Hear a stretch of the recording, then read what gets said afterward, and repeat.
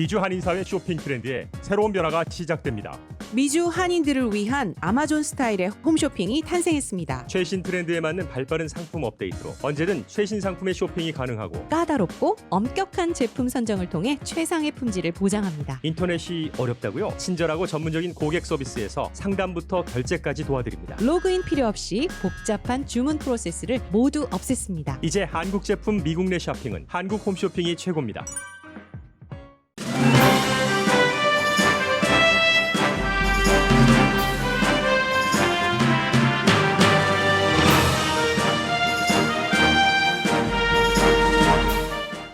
개인과 로컬 정부에 큰 영향을 미칠 경기 부양책에 진전이 있습니다. 공화당이 연방 실업수당을 일주일에 $200에서 $400까지는 올릴 수 있다고 양보한 것으로 폴리티코가 전했습니다. 민주당은 대신 우편투표 기금을 $250억에서 $10억 줄인다는 양보까지 한 것으로 보입니다. 지금부터 어떤 좋은 일들이 일어나도 코로나 바이러스는 세상에서 계속 떠돌면서 사람들을 괴롭힐 것이라는 시나리오를 애틀란틱이 보도했습니다. 한국의 사위로 불리는 레리 호건 메릴랜드 주지사가 주축이 돼서 7명의 초당적인 주지사들이 바이러스 테스트를 공동으로 하기로 결정했습니다. 제약회사와 좋은 협상을 해서 더 많은 사람이 빨리 테스트를 받아 바이러스 확산을 막는다는 계획입니다. 레드 스테이트인 미주리주에서 저소득층의 건강보험인 메디케어 확장안이 통과됐습니다. 미시시피 주지사는 그동안 꺼려왔던 주 전체 마스크 착용 의무화 명령을 결국 발표했습니다. 트럼프 대통령은 오늘 팍스뉴스와 전화 인터뷰에서 바이러스는 지금 사라지고 있으며 사라질 것이라고 말하면서 학교는 개학해야 한다고 주장했습니다. 어제의 예비선거 결과 캔사스주에서는 트럼프 대통령과 가까운 공화당 보수 정치인이 졌습니다. 미주리주와 미시건주에서는 버니 샌더스 후보와 가까운 민주당 진보 후보들이 승리했습니다. 민주당 부통령 후보가 카멜라 해리스 상원 의원과 수잔 라이스 전 유엔 대사로 좁혀진 듯 보입니다. 두 사람은 흑인 여성입니다.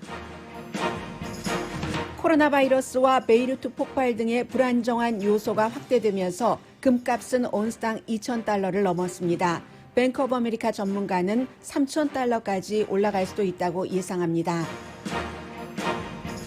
중국 앱 틱톡을 마이크로소프트가 인수할 가능성이 생기자 틱톡의 경쟁자인 인스타그램 소유주 페이스북이 틱톡과 비슷한 앱을 내놨습니다. 틱톡은 표절이라고 주장합니다.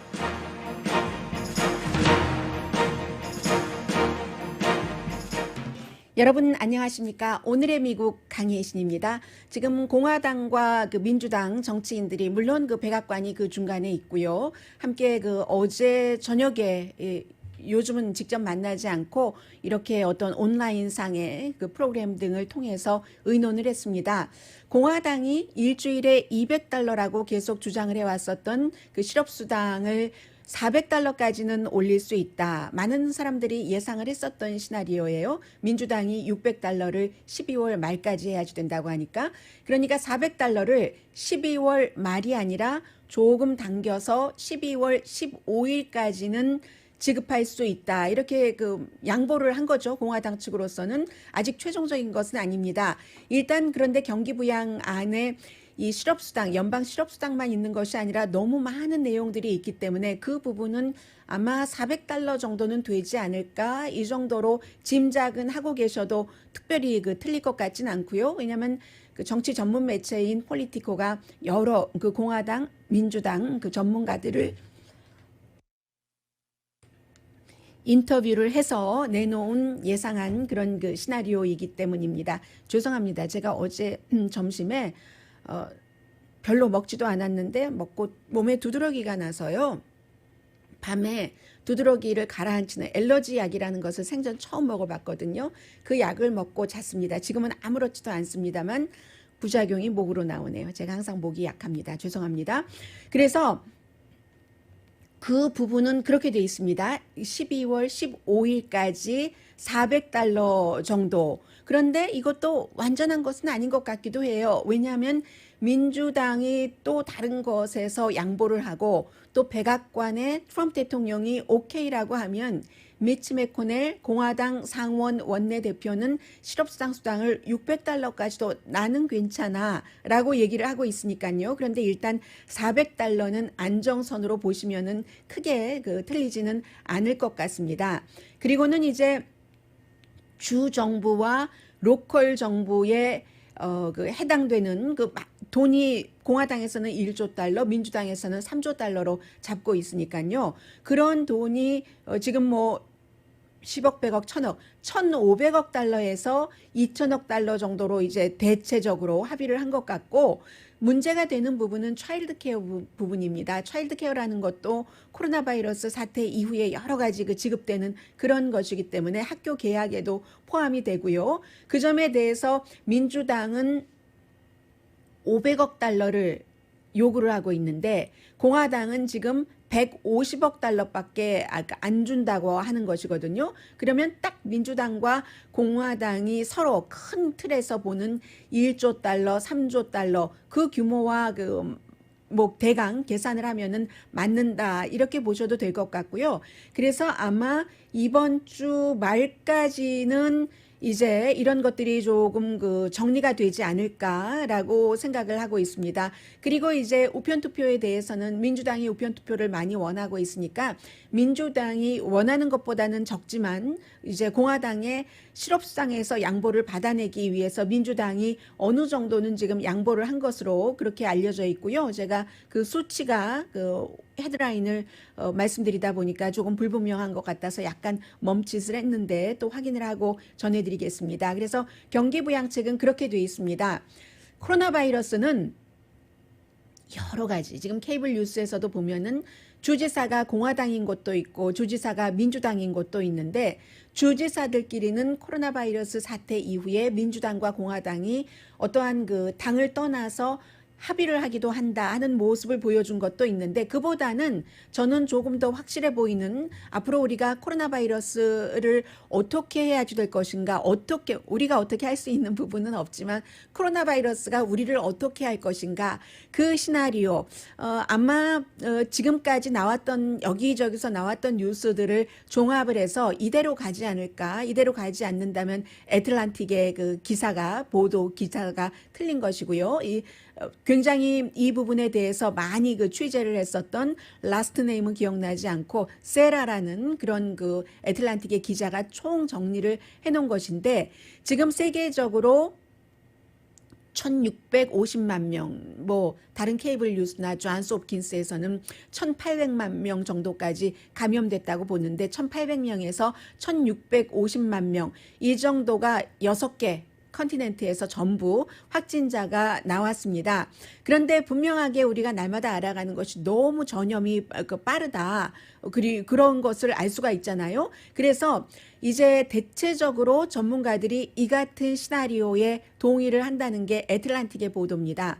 물론 어떤 시점이 가면은 없어질 수도 있으나 완전히 없어질 수도 있으나 적어도 몇 년은 쉽게 코로나 바이러스는 사라지지 않는다는 겁니다.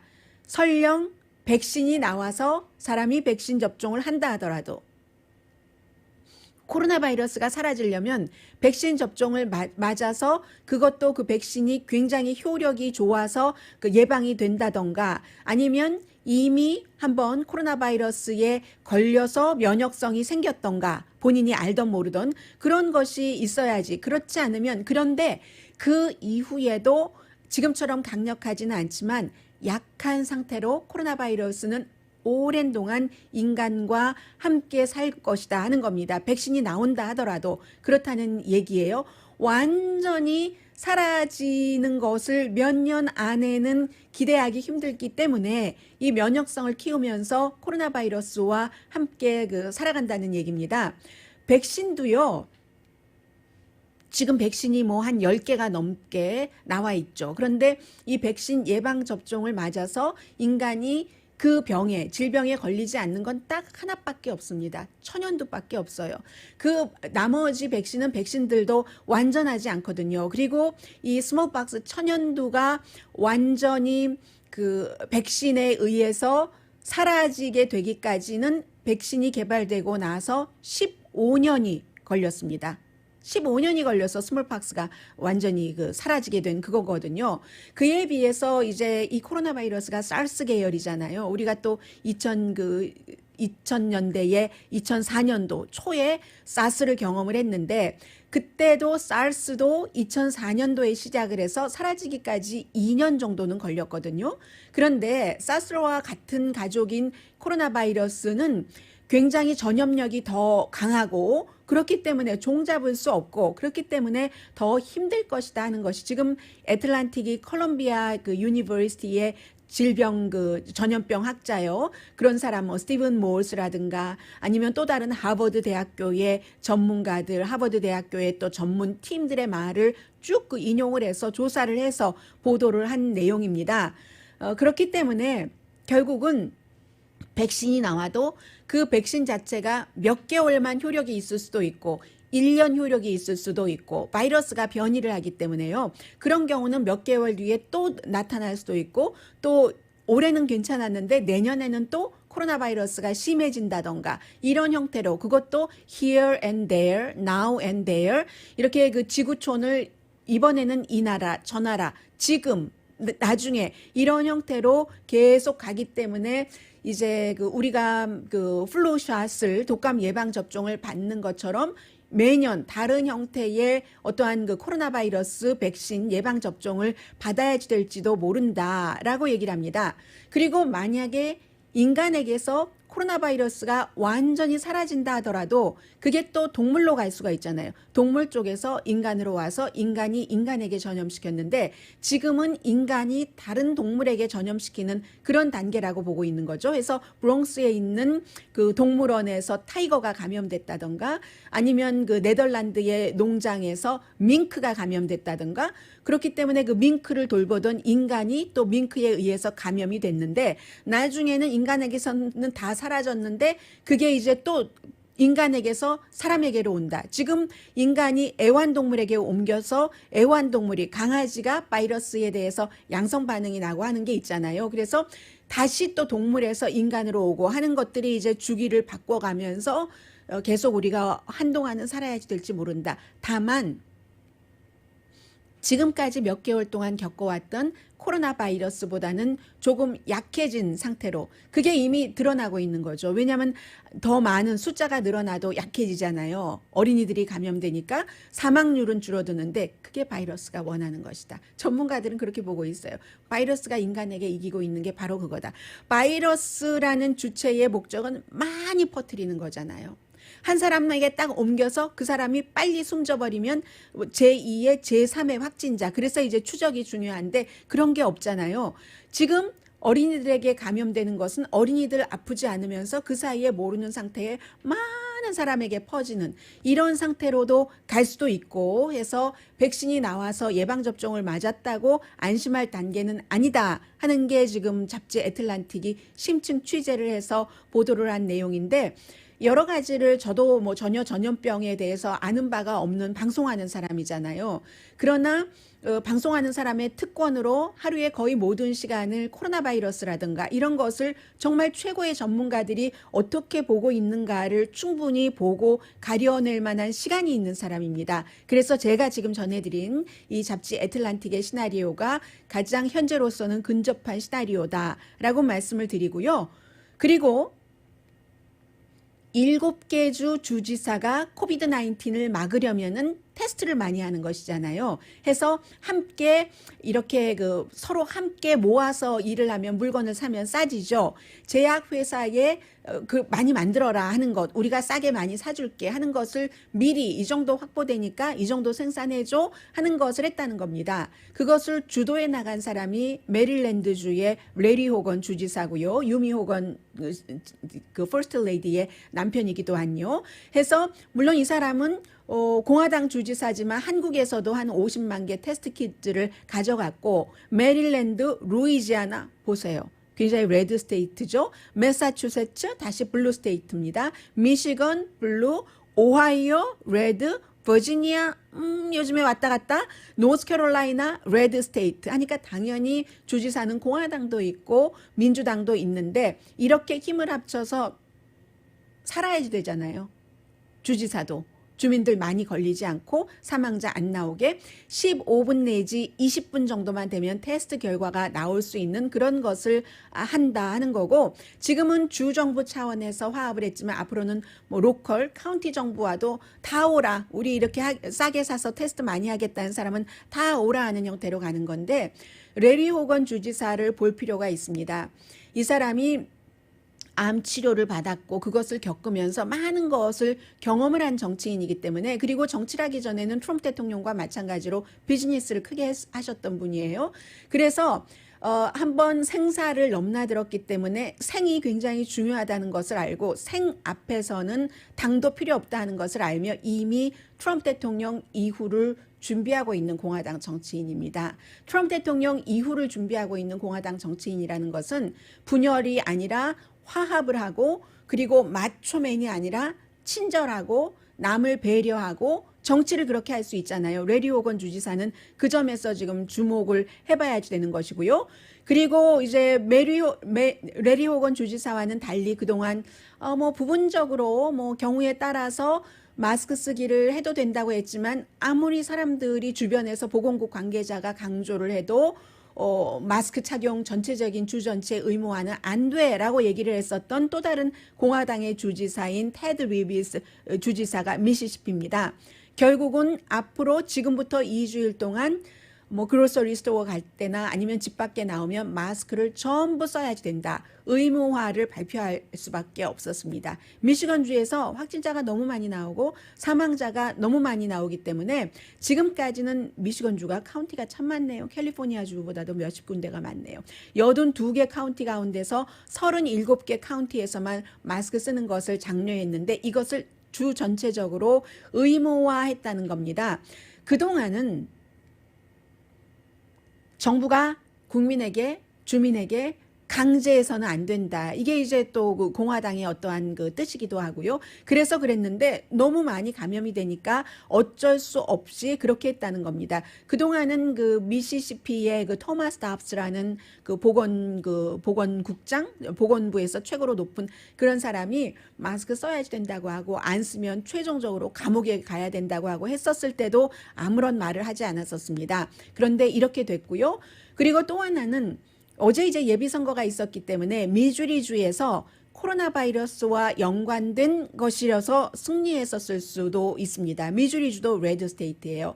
그런데 레드 스테이트에서 어제 주민 발의안에 붙였더니 그 메디케이드를 확장하는, 메디케이드가 저소득층에 해당되는 보험이잖아요. 이 보험으로 코로나 바이러스에 걸렸을 때 치료도 할 수 있도록 해서 이 안이 레드 스테이트인데도 53% 찬성, 반대 47%로 통과가 됐습니다. 그렇게 볼 때 지금 그 6번째 레드 스테이트 가운데서 이 메디케이드를 확장하는 주가 됐고요. 메디케이드 확장은 트럼프 대통령이 굉장히 싫어하는 것이죠. 그리고 코로나 바이러스 사태 이후에 두 번째로, 첫 번째가 오클라호마였습니다. 오클라호마도 굉장히 지금 확진자가 많아지고 있잖아요. 이런 형태로 결국은 원래의 그 주의 그 성격도 있고, 뭐 주지사 공화당입니다. 마이크 팔슨 주지사 공화당인데 원래의 색깔도 있고 트럼프 대통령과의 관계도 있고, 그러나 그럼에도 불구하고 모든 정치인들의 최종 기착지 그리고 최고 목표 쳐다보는 곳은 유권자입니다. 그냥 주민이 아니라 표를 줄 수 있는, 나에게 표를 줄 수 있는 유권자이기 때문에 유권자가 그것을 원하기 때문에 할 수 없이 미시시피주에서도 이 메디케이드 이 안이 주지사가 어떻게 한 것은 아니지만 주민들이 직접 그 투표로 통해서 통과를 시켰고, 그렇게 되는 경우는 정치인들도 볼 수밖에 없는 겁니다.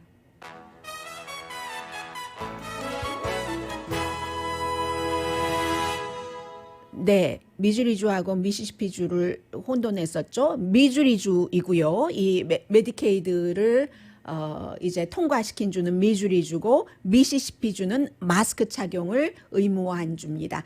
오늘의 미국은 전문가가 추천하는 이민법, 가정법 전문 제인정 종합법률사무소, 코로나 사태로 입은 비즈니스 손실을 UNSC 법률그룹에서 여러분의 보험으로 보상해드립니다. UNSC 법률그룹, 미주류 언론과 유명 인사들을 감동시킨 미주 판매 1위 카후나 마사지 체어, 한인 기업의 자랑 카후나 마사지 체어, 언제 어디서나 내 맘대로 골라보는 한국TV 공동후원입니다. 잠시 뒤에는 오늘 아침 트럼프 대통령 팍스뉴스와 인터뷰도 있는데 그 내용은 나중에 시간이 있으면 전해드리고요. 어제의 그 선거 결과를 보면은 한마디로 그 공화당과 민주당의 어떠한 그 흐름, 추세 같은 것을 읽을 수가 있거든요. 잠시 뒤에 전해드립니다. 라디오 서울 방송 오늘의 미국 듣고 계십니다. 네, 어제의 그 예비 선거는 여러분들께서 아마 뉴스에서 많이 못 들으셨을 것 같아요. 한국 뉴스를 통해서 미국 뉴스를 접하시는 분들께서는 크리스 코박이라는 캔사스의 그 정말로 보수적인 트럼프 대통령과 굉장히 가까웠습니다. 그래서 항상 이 사람은 어디 선거 캠페인 할 때 뒤에 보면은 벽을 지어라, 뭐 이렇게 벽을 그 멕시코와의 장벽 이런 것을 상당히 강조를 했었는데, 그런데 캔사스에서는 이 사람이 공화당 예비선거 상원에서 이기면 이게 상원 의석이 민주당으로 갈 수가 있다. 너무나 보수적이기 때문에 굉장히 걱정을 했어요. 그래서 공화당의 그 지도부에서도 이 사람이 아닌 다른 그 하원 의원을 지지를 했는데 크리스 코박이 졌습니다. 크리스 코박이 져서 트럼프 대통령은 이번에는 그 공식적으로 그 공화당 예비선거니까 당과 당이 붙잖아요. 그래서 누구도 그 지지하지 않았는데, 그런데 그래서 공화당은 안심을 할 수가 있게 됐죠. 민주당 후보가 12월 달에 이길 수 있는 확률이 또다시 거의 그 없어졌기 때문에요. 민주당에서는 주 상원 의원이 나갔는데요. 은퇴한 팻 로버츠 그 상원 의원 자리입니다. 그리고 민주당에서는 그러면 공화당은 캔사스주인데도 불구하고 레드 스테이트인데도 너무나 그 보수적인 후보는 안 된다 하는 결론을 내린 거고요. 그런데 민주당은 이 그 선거 한 가지 놀라운 것부터 말씀을 드릴까요? 굉장히 진보적인 액티비스트, 미국 사람들이 표현할 때 프로그레시브 액티비스트라고 생각을 하고 있는 코리 부시라는 여성입니다.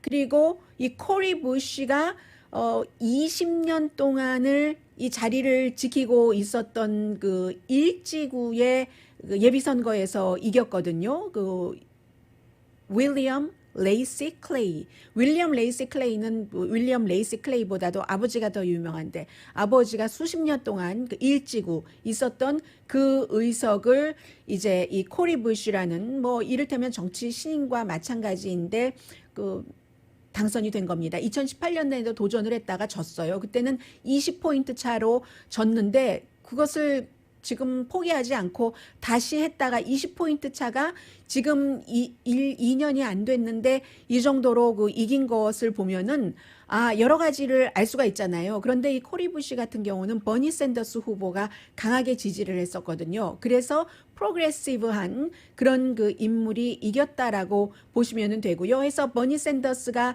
지지를 했었던 것처럼 유니버설 헬스케어요. 그리고 최저임금을 높이고 경찰 개혁 같은 것 하는 거, 이런 것을 상당히 이 코리 부시는 그 강조를 그 했습니다. 그래서 한번 혹시 제가 또 더 들려드려야 되는데 못했던 부분이 있나요? 한 가지가 더 있던 것 같은데, 네, 처음으로 이 주에서 아프리칸 아메리칸 여성이 만약에 당선되면 되게 되는 거고요. 그리고 또 뭐가 있나요? 바이든 후보가 그 밀와키로, 위스콘신의 밀와키로 가서, 네, 여러분들께서 저를 뽑아주셔서 감사합니다. 제가 그 후보직을 받겠습니다. 후보로 해주신 것을 수락하겠습니다 하는 것을 안 간다고 그 하는 것이 나오고 있거든요. 지금 아마 이것도 역시 그 코로나 바이러스 사태 때문에 민주당에서는 조금씩 더 뭔가를 그 직접 대면하는 것을 안 하는 게 좋다 하는 그러한 그 기본적인 마인드이기도 하고, 또 하나는 이것이 그렇게 함으로 인해서 글쎄요, 아마도 이 그 조 바이든 후보가 트럼프 대통령보다는 그 후보 그 토론을 원치 않을 수도 있다는 생각은 듭니다. 왜냐하면 오늘 아침에도 원래 후보 토론 예정일이 9월 달로 잡혀 있거든요. 왜냐하면 그 민주당이 먼저 그리고 공화당이 그 뒤에 마지막 8월의 마지막 주에 전당대회에서 후보가 확정이 되기 때문에 일정 자체가 후보가 확정되고 나서 후보들이 토론을 해야 되잖아요. 그런데 트럼프 대통령은 오늘 아침에 9월이 오기 전에 후보 토론회를 하는 것을 지금 얘기를 하고 있거든요. 그게 아마 민주당에서 수락하지 않기 때문에 거의 이제 되지 않을 텐데, 그래서 뭐 그러한 것도 피할 겸 해서 우리는 코로나 바이러스 때문에 웬만하면 안 모이는 게 좋다는 뜻에서 그랬는지 밀와키로 가지 않고 후보를 수락한다는 내용이 나오고 있고요.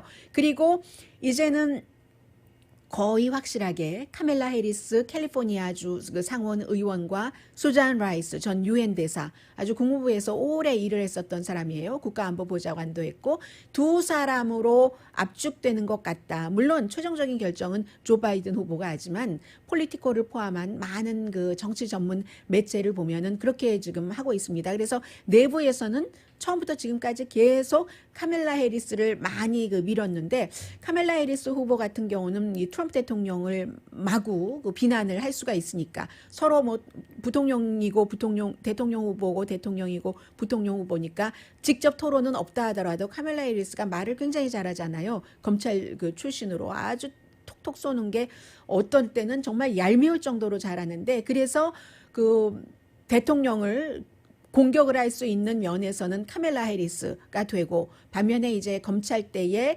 이제 지금 스티븐 무누신 재무장관의 여러 가지 그 당시에 비리라고 볼 수 있는 것을 기소하지 않았던 약점이 있고, 그리고 수잔 라이스의 경우는 이 가장 무엇보다도 이 조 바이든 후보와 서로 백악관에서 버락 오바마 대통령 아래서 일했다는, 너무 잘한다는 이런 게 있지만, 역시 라이스도 벵가지 사건의 처음에는 이게 테러라고 안 했거든요. 그 당시에 이제 정보가 잘못됐었던 것으로 인해서 그렇게 얘기를 한 겁니다. 뭐 거짓말을 하려고 해서 그랬던 건 아니에요. 이 부분은 의회에서 나중에 밝혀졌는데, 말하자면 정보가 잘못돼서 부시가 이라크에 살상무기가 있다 하고 가서 전쟁을 치렀던 것처럼, 이 처음에는 테러가 아니고 그냥 우발적인 그런 어떠한 그런 사건이었어라고 얘기한 것이 잘못됐었던 것이죠. 그 벵가지 문제를 공격을 받을 그럴 가능성이 있는데, 어쨌든 지금 두 후보로 굉장히 그 후보는 지금 압축이 돼서 다음 주에는 뭐 어떻게 발표를 할 수밖에 없는 그런 그 상황입니다. 그게 이제 지금 민주당의 문제고요. 민주당의 일이고요. 잠시 뒤에 지금 경제와 연관돼서 금값에 대해서 관심이 많으신 한국 분들 굉장히 많으시죠? 많이 올랐어요. 그리고 앞으로도 지금보다 한 50% 정도는 더 오를 수도 있다고 하거든요. 그것도 돌발 변수가 무엇을 어떻게 쓰나미처럼 쓸고 갈지는 모르지만요. 잠시 뒤에 전해드리겠습니다. 라디오 서울 방송 오늘의 미국 듣고 계십니다. 좀 전에 하나를 빠뜨렸네요. 아주 그 4인방으로 유명한 민주당의 하원 초선 의원, 미시거니 지역구인 라시다 탈립 의원이 조금 어려워 보였는데 그 자리를 어제 예배선거에서 지킬 수 있게 됐습니다. 그래서 4인방, 트럼프 대통령과 계속 서로 공방을 주고받는, 먼저 공격은 트럼프 대통령이 했어요. 소수 인종이고, 그런 의원들이 전부 예비선거에서는 아직 치르지 않았는데도 아는 현역 의원도 예비선거에서 무난히 이길 것으로 예상이 됩니다. 4명 전부요. 특히 이제 라시다 탈립 같은 경우는 2명의 최초의 그 무슬림 의원 가운데 1명이었죠. 나머지 1명이 이란 오마르.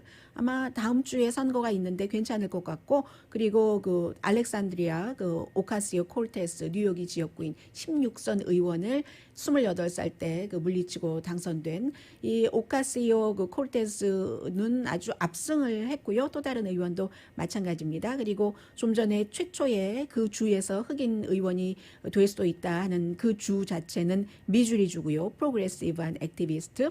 금값을 말씀드리겠습니다. 지금 2,000달러 넘었어요. 뭐 2020까지 올라가고 하는 것 봤는데, 그것은 이제 베이루트에서의 그 폭발 사고 때문에 뭐 수십만 명이 옮겨야지 된다고 하잖아요. 수천 명이 다치고 숨진 사람도 많고, 이제 이것이 트럼프 대통령은 뭐 외부의 세력일 수도 있어라고 얘기를 했지만, 그 레바논 실제 레바논 자체에서는 사고다 이런 그 화학약품이 폭발을 해서 하고 나왔는데 세계적으로 이렇게 불안정한 요소가 강해질 때는 안전한 그런 그 금을 찾게 되죠. 해서 지금 보면은 2020년이죠. 2005년, 2004년, 2005년도만 하더라도 금값이 온스당 500달러가 조금 안 됐습니다. 2010년도에 1000달러가 조금 넘었고 2015년도 그래서 2012년, 13년 이때는 거의 2000달러까지 치고 올라가려고 하다가 1900까지는 갔다가 내려왔고요. 2015년도에 이제 1500, 600 해서 조금씩 이번에 올라가더니 지금 2000달러가 넘은 겁니다. 그래서 앞으로는 지금 뱅크 오브 아메리카의 전문가가 볼 때는 18개월 안에 3000달러까지 갈 수도 있다. 1년 반 안에. 그렇게 얘기를 하고 있거든요. 코로나 바이러스 때문입니다. 미국의 중앙은행을 포함해서 세계 중앙은행과 정치권에서 돈을 굉장히 많이 풀고 있잖아요. 지금 뭐 한 20조 달러 정도를 경기부양책으로 풀고 있는데 이자율도 낮추고 또 경기부양책도 하고 미국이 지금 하고 있는 것과 똑같은 것을 다른 나라에서도 하고 있는데 그렇게 되는 경우는 이제 불안정하니까 그러니까 금값이 올라갈 수밖에 없다는 게 그 뱅크 오브 아메리카의 그 전략 전문가 마이클 위드머 씨가 강하게 강조하고 있는 그런 점이고요. 해서 금값이 언스당 한 2,500달러까지 올라가면은 그러면 이게 이제 그 달러하고 항상 연관이 있는 거잖아요. 그러면 뭐 여러 가지 인플레이션을 감안을 하고 하더라도 금값이 올라가면 달러 가치가 내려가고 요즘 달러 가치가 많이 그 내려갔잖아요. 그래서 이제 그러한 부분들 정말 이자율이 금값이 올라가고 내려갈 때 이자율은 실제적으로 어떻게 되는가 뭐 이런 것이죠. 금값이 2,500달러 정도가 되면은 이자율은 그 평균 이자율에서 인플레이션 빼면은 그러면 진짜 이자율은 마이너스 2% 정도는 된다는 얘기고요. 그게 이제 2018년도고 아니면은 2014년도에 마이너스 1.5% 정도까지 갈 수도 있다. 이게 이제 금값에 따라서 이자율을 계산해 보면 그렇다는 건데 결국은 결론은 이거예요. 지금 상태로 가면은 18개월 안에 금값이 3,000달러가 될 수도 있다. 코로나 바이러스가 인간에게 미친 영향이 너무 많은 겁니다. 사람들이 그 저축도 많이 하게 됐고요. 그리고 이제 그 밖에는 이번에 백투스쿨 때도 부자는 지난해보다 더 많이 쇼핑을 한다고 하잖아요.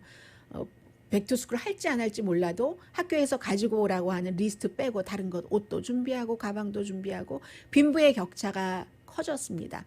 화이트 칼라들은 집에서 컴퓨터로 재택근무를 할 수 있기 때문에 별 지장이 없고 그러나 밖에 나가서 손으로 몸으로 일해야지 되는 분들은 일을 할 수 없기 때문에 벌이가 예전보다 더 신통치 않고 그런가 하면은 생산성도 굉장히 줄어들었고요.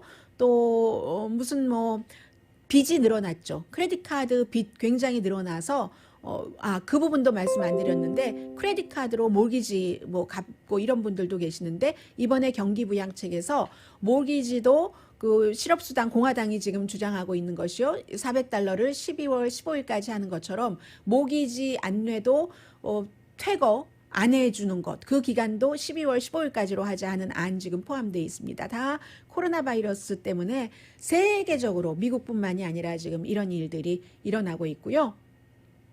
그리고 또 다른 것 헤드라인 하나만 전해드리자면 뉴욕타임스가 100년, 150년도 넘은 그런 그 신문이 처음으로 프린트보다 인터넷으로 이제 그 구독료를 받는 게 몇 년 안 됐잖아요. 그런데도 그렇게 받는 수입이 신문, 백몇십 년 동안 운영해온 페이퍼, 신문의 수입보다 많다. 이것도 코로나 바이러스고요. 그리고 이제 인스타그램에 대해서 말씀을 드리겠습니다. 인스타그램 릴즈라는 게 나왔어요. REELS라는 게 나왔는데 그냥 인스타그램이 아니라 이제 업그레이드한 거죠. 이게 바로 틱톡 때문에 그러는 겁니다. 페이스북이 인스타그램을 갖고 있는데 어느 순간인가 샀죠. 뭔가가 될 것 같다 하니까 싶으니까 해서 이것을 마이크로소프트가 살 수도 있다. 대통령이 뭐 그거 오케이야 라고 얘기를 하니까 뭐 9월 15일까지만 한다면 그때까지 안 되면 미국에서는 그 틱톡 중국 회사 거니까 미국 사람들 감시할 수도 있고 쓰지 못하게 하겠어 라고 하니까 그러니까 이제 마이크로소프트는 지금 아주 기쁘죠. 왜냐하면 마이크로소프트가 윈도우 체제, 이 운영 체제를 만들어 놓고 그로 인해서 이제 큰 거대한 손님들을 거래하면서 개인과는 멀리하고 어떠한 부분을 가지고도 갔지만 잃어버린 부분들이 굉장히 많죠. 애플이나 OS 시스템이나 이런 시스템들이 쭉 나오면서 안드로이드 등등 해서 그랬는데 다시 소셜미디어 쪽으로 마이크로소프트는 들어갈 수 있어진 것이고, 그런데 페이스북은 마이크로소프트가 하던 틱톡이 하던 자꾸만 인스타그램에서 사람들을 뺏길 수 있으니까, 틱톡은 15초짜리 비디오 올리는 거니까 인스타그램 릴스를 통해서 뭔가를 업그레이드를 했겠죠. 업데이트를 하고 해서 우리가 사람들이 더 많은 표현을 할 수 있도록 그렇게 이제 개인의 그 의사, 창의성 같은 것을 우리를 센터로 해서 활용할 수 있도록 하겠다 하면서 페이스북이 그 인스타그램 릴스라는 것을 내놨습니다. 그랬더니 그 중국의 이 틱톡의 그 CEO가 하는 얘기가, 케빈 그 메이어라는 사람이 하는 얘기가, 참 미국 대통령은 우리를 금지시키겠다고 하질 않나, 아니면 뭐 이런 얘기를 하면서 이 페이스북이 이거는 표절이다, 절도다, 표절하고 절도하는 거다라고 얘기하는데, 사실은 이런 준비를 할 때부터 지난주에 나왔었잖아요. 그 페이스북에 마크 저커버그가 의회에서 청문회를 할 때 미국 정치인들이 물어봤죠. 페이스북에, 아니 지금 페이스북이 틱톡을 표절한다고 하는데 표절 맞아? 라고 얘기하니까 맞습니다 라고 답변을 했겠습니까? 페이스북의 CEO가. 아무튼 이런 시대가 됐어요. 이제 이런 그 소셜미디어 같은 것도 미국과 중국이 경쟁을 하고 그 사이에서 숨죽이고 있다가 부분적으로 길을 못 펴고 있다가 살아날 수도 있는 마이크로소프트 같은 회사가 있는가 하면 페이스북처럼 지금 조치를 취하는 회사도 있고요. 라디오 서울 방송 오늘의 미국 듣고 계십니다. 오늘 아침에 이제 대통령 팍스뉴스와 인터뷰를 했거든요. 그 인터뷰에서 코로나 바이러스는 지금 사라지고 있다. 그리고 is going이라고 얘기를 했고요. going away라고 얘기를 했고, 사라질 것이다. will go away. 모든 일이 다 그렇듯이 사라질 것이다. 앞서 뭐 시나리오에 대해서는 말씀을 드렸고요. 사라지긴 사라지지만 완전히 사라지진 않을 것이라는 당분간은 그런 얘기도 했고, 아주 지금 좋은 상태다라고도 얘기를 했어요. 아이들은 거의 면역이 됐기 때문에 학교는 오픈을 해야지 된다. 그러나 선생님들은, 나이 든 선생님은 이 전염병 기간에는 학교에 오면은 안 된다. 그런 얘기를 했고, 역시 중국말 다시 했습니다.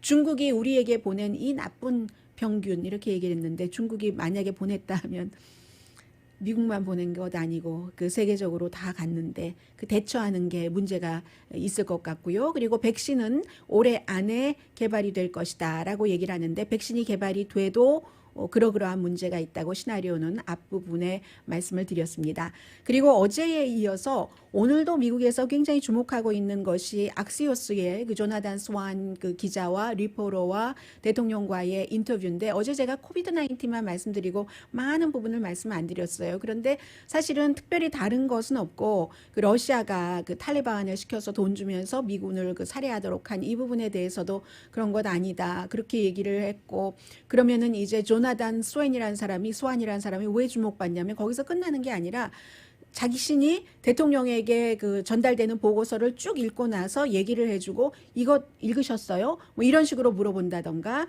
아니면 뭐 굉장히 많은 이슈들이 어제 있었어요. 그 기슬레인 그 맥스웰이라는 제프리 앱스타인이라는 그 어린 아이들과의 그런 문제, 여자친구고 어린 아이들을 대주고 있었다는, 지금 감옥에 있는데 지난번에도 그렇고 어제도 그렇고 굉장히 좀 좋게 얘기를 해요. 그가 앱스틴처럼 그렇게 그 숨지면 안 되겠다. 지난번에는 더 이 그 맥스웰을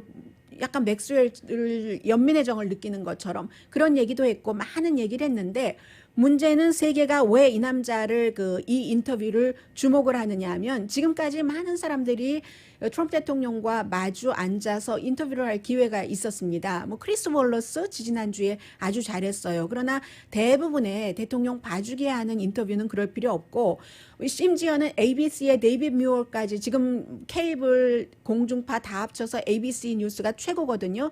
이 최고의 앵커도 하지 못했는데, 조나단 그 스완이라는 이 사람 2010년부터 이 저널리스트로 일을 했습니다. 시드니 모닝 헤럴드에서 프린트에서 신문에서 먼저 시작을 했는데, 대통령이 코비드 사라지고 있어. 아무것도 아니야. 그리고 미국이 제일 좋아. 뭐 제일 사망률도 낮아라고 얘기하면 어떤 북과 뭐에서 보면 자료를 보면 어떤 북과 어떤 차트인데 이런 식으로 계속 물어봤기 때문에 그 같은 그 이슈를 끌어낼 수 있다는 것이고 저는 어제 가장 그 놀라웠던 것 가운데 하나가 존 루이스 의원 그 아프리칸 아메리칸 조지아주에서 얼마 전에 장례식 치른 그 의원에 대해서 어떻게 생각하느냐라고 했더니 대통령이 나 잘 몰라 만나보지 않았어 하니까 이 조나단 스완은 끝까지 질문을 합니다. 그러니까 만나봤건 안 만나봤건 그 스토리를 듣고는 어떤 생각을 해? 하면 대통령이 또 그 사람 내 취임식에 오지 않았어. 내 연두 그 국정연설할 때도 오지 않았어. 나 몰라.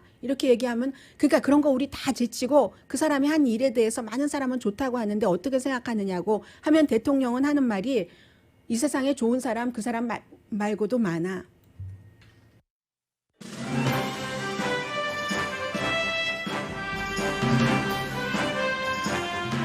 아프리칸 아메리칸 영웅에 대해서 결코 좋은 말을 하지 않은 거죠. 오늘의 미국은 제인정 종합법률사무소, 유네시 법률그룹, 카후나 마사지 체어, 한국TV 공동후원이었습니다. 10시에 좋은 아침, 좋은 하루 방송됩니다. 그런데 제가 말씀드리고 싶은 것은 이 사람도 지난번에 대통령과 인터뷰했을 때는 실수하고 후회스러운 점이 있는데 그래서 준비를 했다는 거죠. 강혜신이었습니다.